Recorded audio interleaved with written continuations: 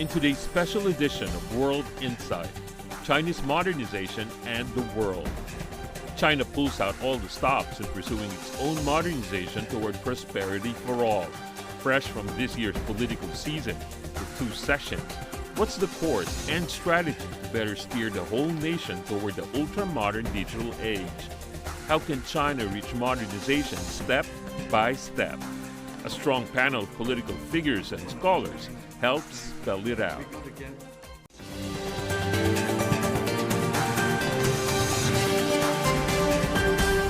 Hello and welcome to World Insight. I'm Tian Wei. Chinese modernization is a hot topic both at home and abroad amid this year's 2 sessions.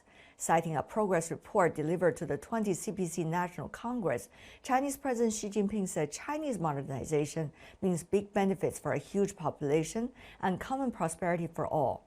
The report touched on peaceful development with advances in living standards, culture, and ethics. That's on top of pursuing harmony between humanity and nature. One of the defining features, common prosperity for all, is not only essential to socialism, but a key measure in nation's socioeconomic plan. From GDP growth targets, development models, to macroeconomic policies, the 2 sessions have mapped out steps toward Chinese modernization and high-quality growth. China's efforts to meet the people's aspirations for a better life also mean opportunities for the rest of the world.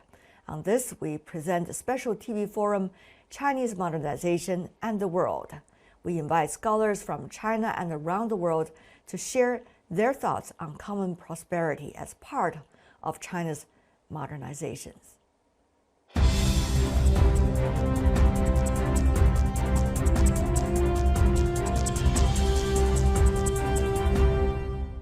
Welcome, everyone. From Brazil, Alessandro Teixeira, former Minister of Development Industry and Foreign Trade. From Australia, Geoffrey Hawker, Head of Politics and International Relations with Macquarie University.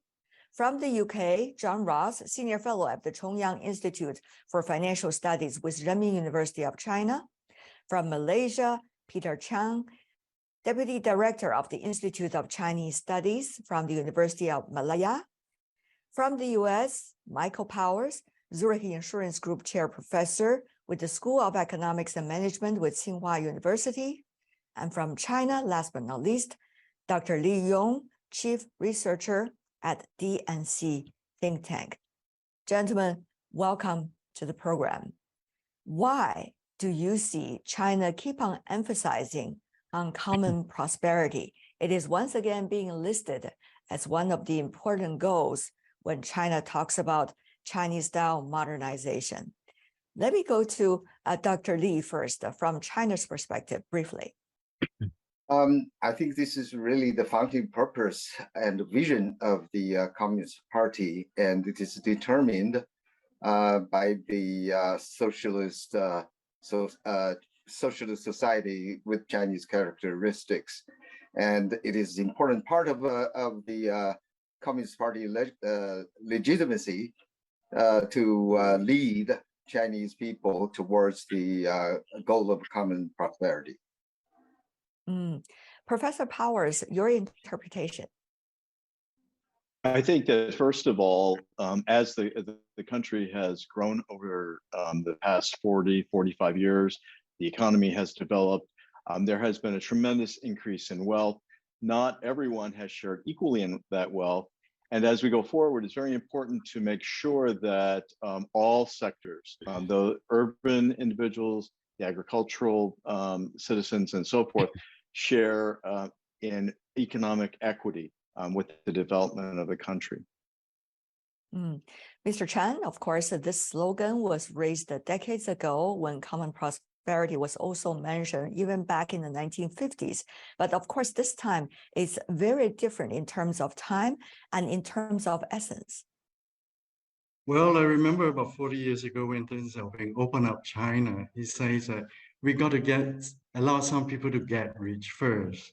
And 40 years down the road, I think China has reached that moment where they feel that we are ready to allow everyone to get rich together. And I think it is important that China must bring the rest of the country along in this wealth generation and prosperity era. For us in Malaysia, Southeast Asia, the common prosperity slogan resonate with us because we are from the global South. We do see ourselves as less developed.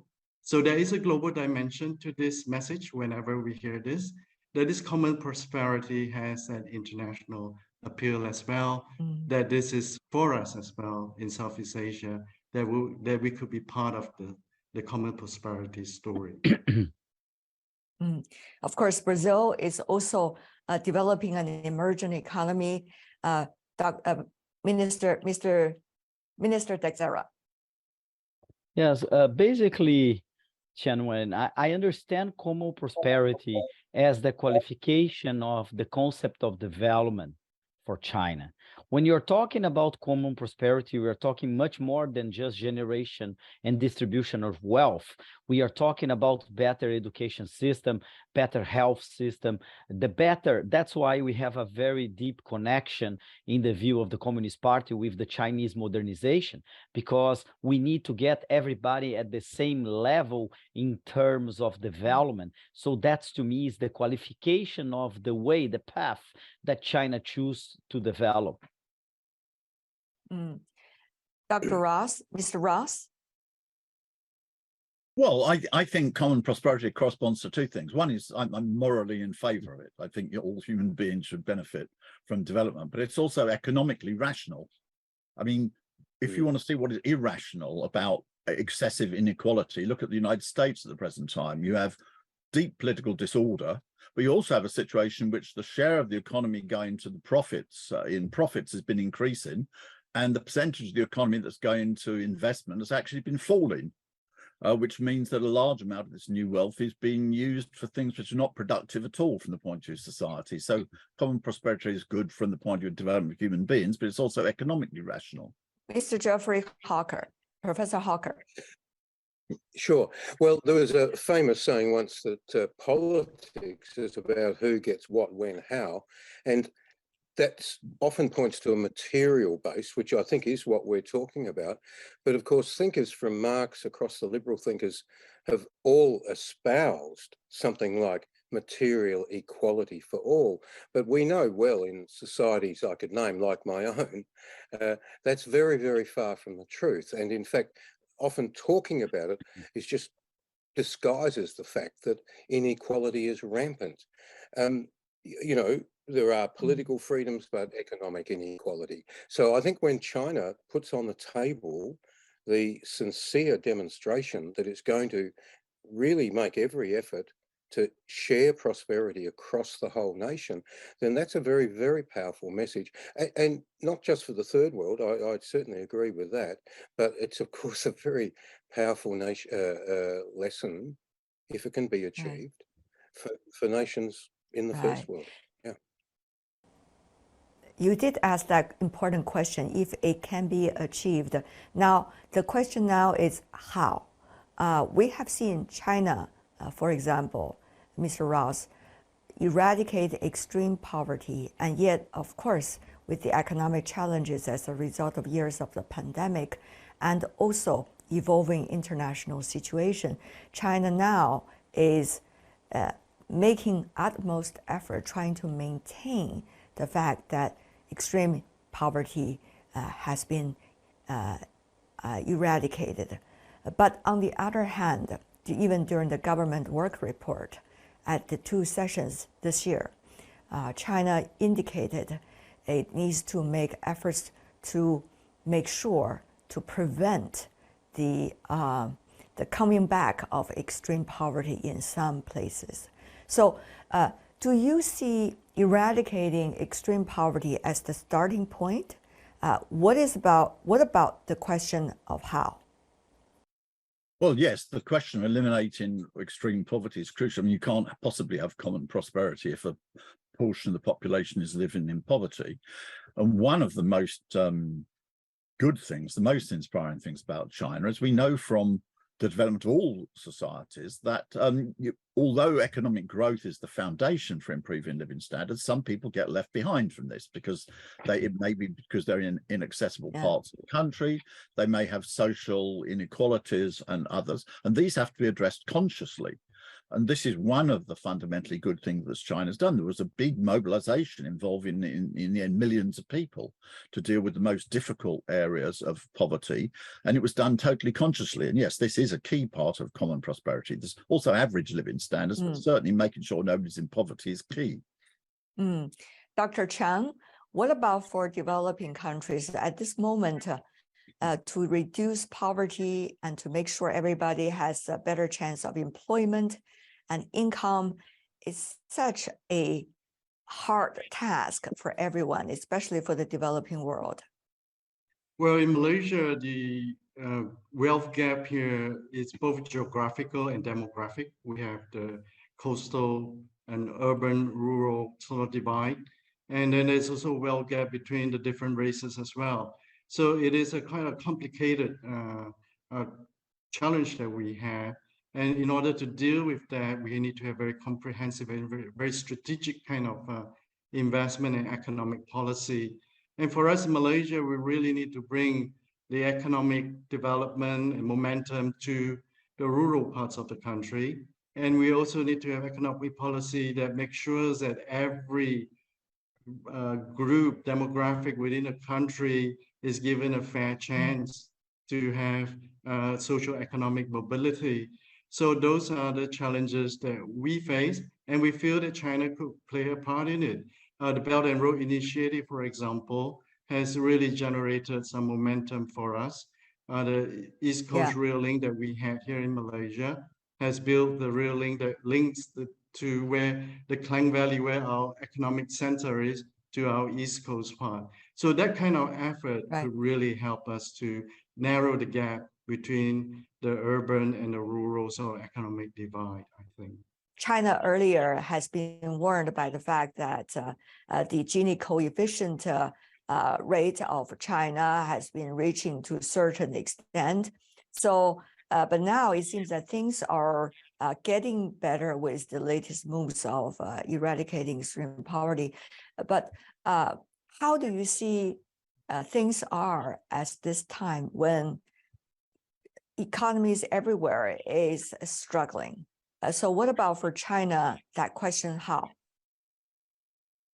I think that I would make a distinction between the impetus behind poverty alleviation, which I think is primarily moral, ethical, economic equity, and common prosperity, which is partially, of course, moral and involves economic equity, but also is a way to take advantage of the human capital that exists throughout the country. And in particular, when we're talking about bringing areas such as the rural, the agricultural areas into the national network, I think it's a matter of economic common sense, economic opportunity for everyone to take advantage of the people, the talents that are in those parts of the country. So it's not just trying to subsidize them or tax others and make wealth transfers to share economic benefits, but it's rather to bring them in and make them participants in the economy, which is a strength that China has that many other countries don't have.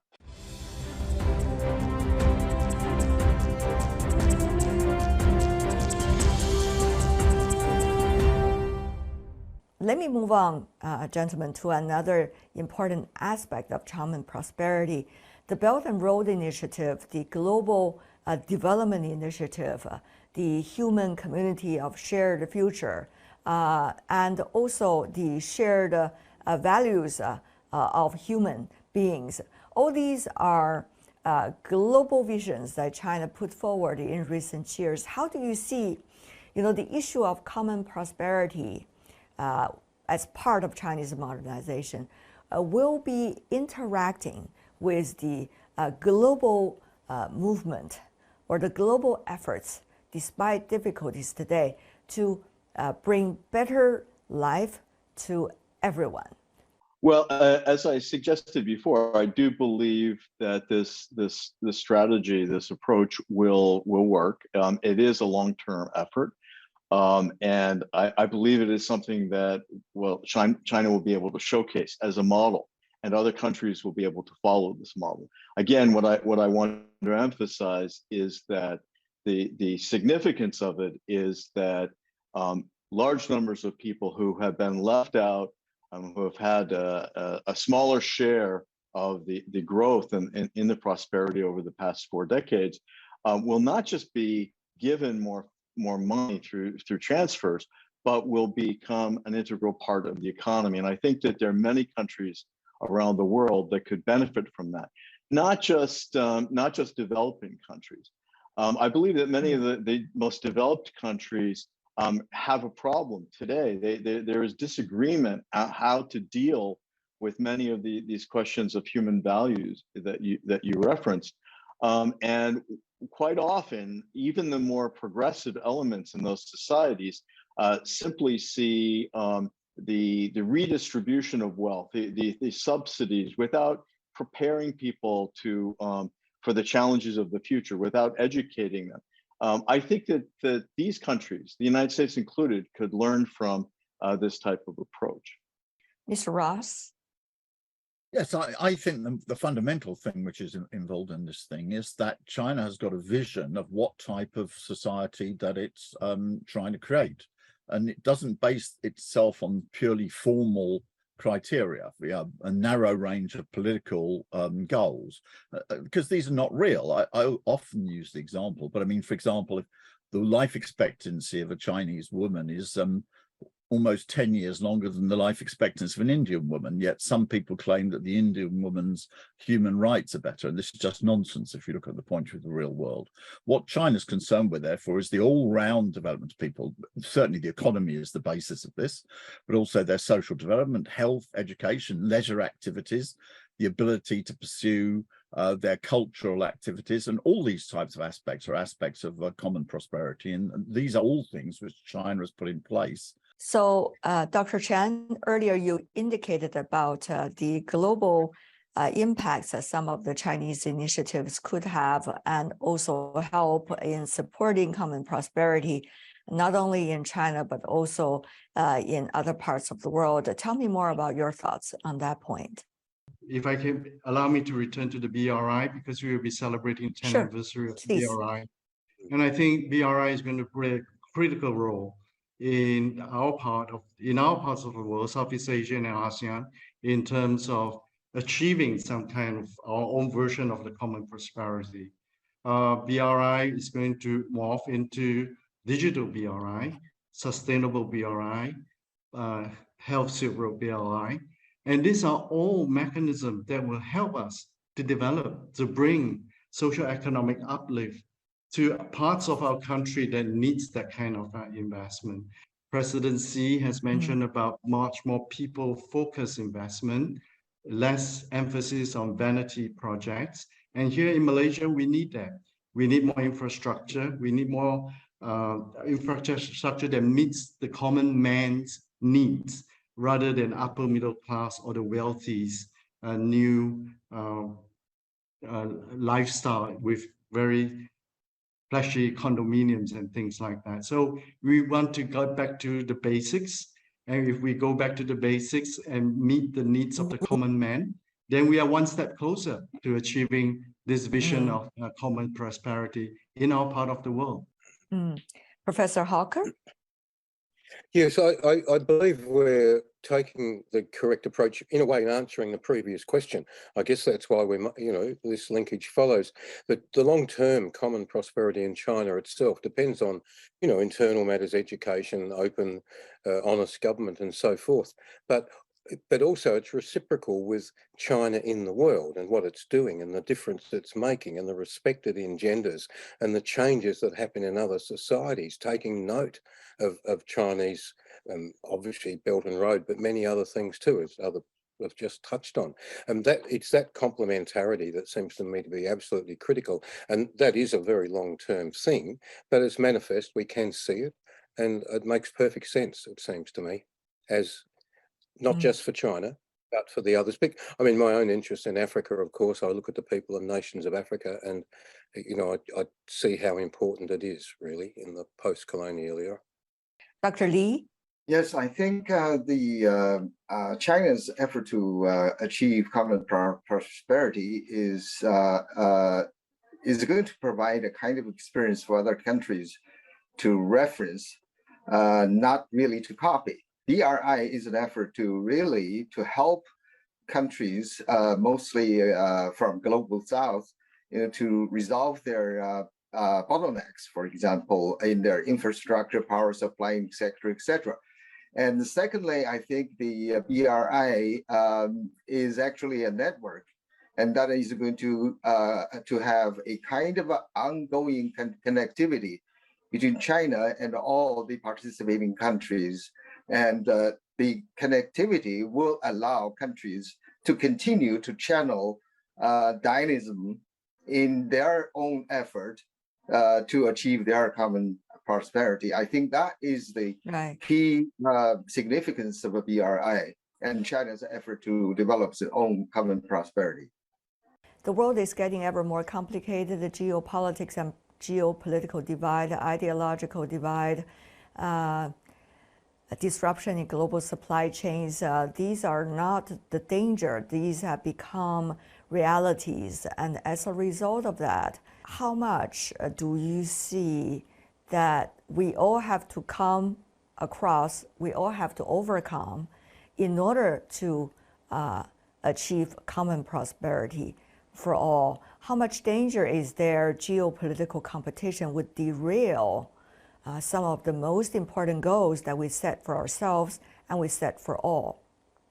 I think it's clear what you said in terms of message. Remember that recently, the Secretary General of the United Nations mentioned that none of the 17 Sustainable Development Goals has been achieving or near to be achieved. So my point here very briefly is to say that the issues that we are dealing with, they are global issues. There is only one way out of this is cooperation, not competition. Issues that we are facing, we can see in the COVID-19, if we don't cooperate, probably we didn't have the vaccine until now. The future issues like climate change, poverty reduction, floods and things like that, the disasters, they need cooperation. They don't need any more competition. So that's my point. And that's where China comes to hand, because China is setting up an agenda for cooperation and not competition. Mr. Ross. Well, yes, I think there's a real danger that fundamentally, because the United States is trying to do something which is impossible. It's trying to be a country of less than 350 million people, which is allowed to dictate to the rest of the world what they do. But there's 1.4 billion people in China. There's 1.4 billion people in India. There's more than 1 billion people in Africa. There's 700 million people in Europe, and they're not going to be, the idea that they're going to be ruled by 350 million people won't work. And therefore, this is very dangerous, because the danger is the United States will try to use military or other means to maintain the situation. So I'm optimistic on the long run, because I think humanity will overcome this, but I think there are very considerable risks in the short term coming from the present policies of the United States. Dr. Chen, how worried are you that geopolitical competition and even rivalry could derail important goals like common prosperity for all, not only in this part of the world, but also elsewhere as well? We are really concerned that conflict, sort of open conflict, will occur. And we just feel very concerned that this could escalate into something that will be very detrimental for us and for the world. So that's why ASEAN as a whole simply do not want to take sides right now. We do not want to take sides in this great power rivalry, but we do want to take the sides of peace over war. We want to continue to reiterate our call for both sides to come to the table and to find a peaceful sort of a solution to the current very tense situation that we are in. Right. Of course, in China's latest description about what Chinese modernization is, common prosperity is one. Another characteristics is peaceful development. Professor Powers, your thoughts on how important it is that we are not blurred by some of the disconnecting attempts, but rather focusing on the common prosperity for all hopefully in all parts of the world? Well, I think in the past few years, globalism has taken a few very difficult hits. There is the trade tension, trade war between China and the United States. There's the COVID epidemic. There are the supply chain disruptions that you indicated. There's the military conflict going on as we speak. So I think that it's incredibly important for all nations in the world to try to stay away, to move back from unilateralism, to try to work with the conventional organizations, the World Trade Organization, the United Nations, and so forth. There was a comments about competition and cooperation. I don't think that those two things are necessarily inimical to one another. I think that there are times we need competition. I think the competition makes us all better, especially when it has to do with improving economic products, for example.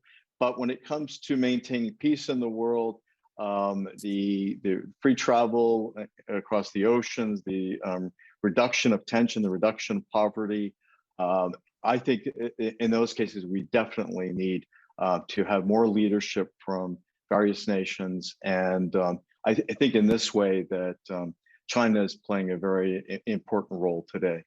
I think the current situation is going to have a kind of a short-term impact because generally people will eventually reach a kind of awakening day, finding out that nobody really wants kind of a global alienation, loss of community, unhappiness, and so on and so forth. And all the human activities should be focusing on creating unity and common prosperity. And of course, that will require positive contribution in addition to cooperation. Gentlemen, thank you so much for your insights and also your sharing with us your thoughts on common prosperity as part of China's strive for Chinese modernization. Appreciate it. All the best.